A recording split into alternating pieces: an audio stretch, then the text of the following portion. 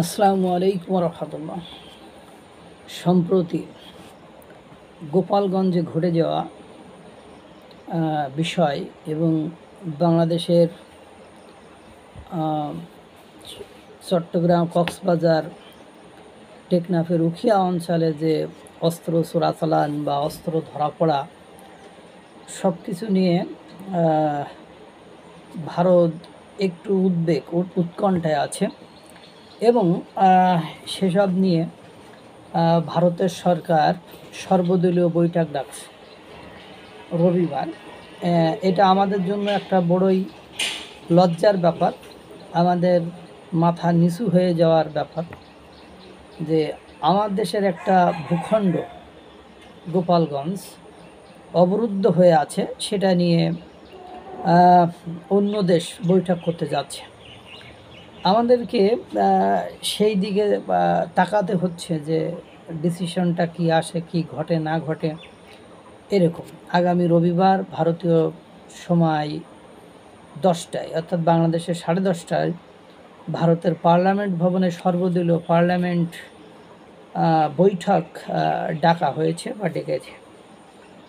আলোচনার বিষয় অবশ্য বাংলাদেশ এবং চীন, কারণ বাংলাদেশের সাথে ভারতের যে 4000-এরও বেশি সীমান্ত আছে, তার নিরাপত্তা রক্ষার জন্য ভারত সরকার বাংলাদেশের আওয়ামী লীগ সরকারকে বেশি বা আওয়ামী লীগ রাজনৈতিক দলকে বেশি নিরাপদ মনে করেন এবং তারা আওয়ামী লীগের জন্য সর্বোত্তম চেষ্টা করবে।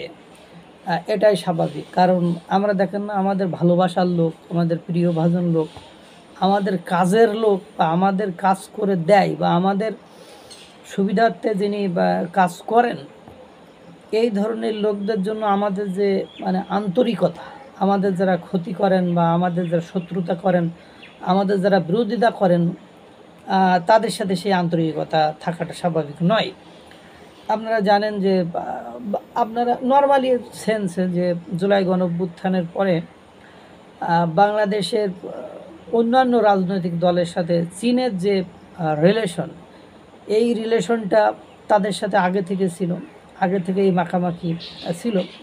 তেমনি প্রত্যেকটা রাজনৈতিক দলের একটা দেশের সাথে একটা রিলেশন থাকে। যদিও ভারত বিএনপির সাথে সখ্যতা তৈরি করতে চেয়েছিল, যে এখন যেহেতু আওয়ামী লীগ সেখানে অনুপস্থিত, সেক্ষেত্রে তাদের সাথে একটা সখ্যতা তুলতে তারা চেয়েছিল। কিন্তু পরক্ষণে তাদের আবার মাথায় এটা আসলো কিনা যে 2010 সালের 10টি লাখ যে অস্ত্র উল্পার হাতে তুলে দেওয়ার জন্য বাংলাদেশে পাচার হয়েছিল বা বাংলাদেশ থেকে জব্দ করা হয়েছিল, সেটা ভেবেও আবার হতে পারে। আবার এদিকে বিএনপির পক্ষ থেকে আগ্রহ না দেখানোরও একটা কারণ হতে পারে, কারণ বাংলাদেশে এখন যে জোয়ার চলছে, তাতে করে ভারতের সাথে সখ্যতা তৈরি করলে তারা একটা ক্ষতির সম্মুখীন হতে পারে, এরকমও তারা ভাবতে পারে।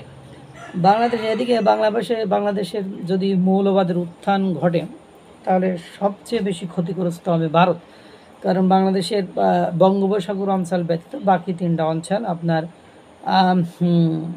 ভারতের সাথে রিলেটেড। এবং চীনও এই বিষয়টা নিয়ে বা বাংলাদেশের এই বিষয়টা নিয়ে অত বেশি উদ্বেগ প্রকাশ না করলেও তিনি মায়ানমারের জান্তা সরকার দিয়ে আরাকান আর্মিদেরকে দমন, এইসব কর্মকাণ্ড অবশ্য করতে যাচ্ছে।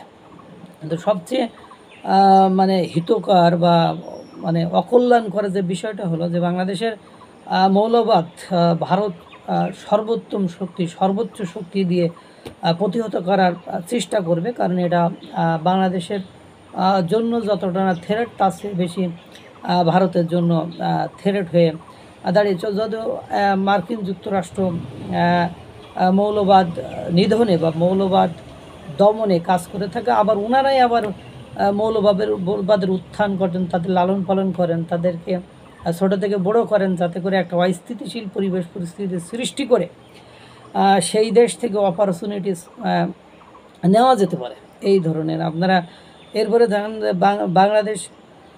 ভারত আওয়ামী লীগ সরকারকে সহায়তা করবে।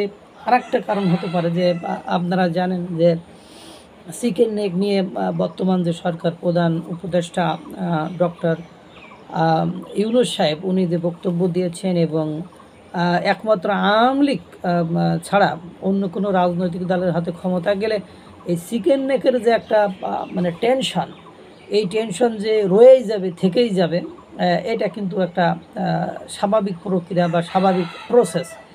এই সব কিছু মিলায়ে ভারত হয়তো বা এখন বর্তমান সময়ে আপনারা জানেন বাংলাদেশের যে পরিবেশ পরিস্থিতি যেভাবে ঘোলাটে হয়ে যাচ্ছে, যেভাবে জননিরাপত্তা অস্থিতিশীলতা বা একটা ধারাবাহিক প্রক্রিয়ায় একটা নির্দিষ্ট মহলের হাতে ক্ষমতা চলে যাচ্ছে বা তারা আধিপত্য বিস্তার করছে, এবং প্রতিবেশী দেশ ভারতকে পাত্তা না দেওয়ার বা প্রতিবেশী ভারতকে চোখে চোখ রেখে কথা বলার বা প্রতিবেশী ভারতের সাথে ব্যবসা বাণিজ্য সহ অন্যান্য বিষয়ে সম্পর্ক বিল্ড আপ না করার যে প্রক্রিয়া, যে ধাঁচের মধ্য দিয়ে তারা যাওয়ার চেষ্টা করছে, তাতে করে ভারত মানে খুব বেশি উদ্বেগ, উৎকণ্ঠা বা চিন্তায় আছেন যে যদি সেখানে মৌলবাদের উত্থান হয়, তার প্রতাপ, তার যে প্রভাব, যে তার আগুন,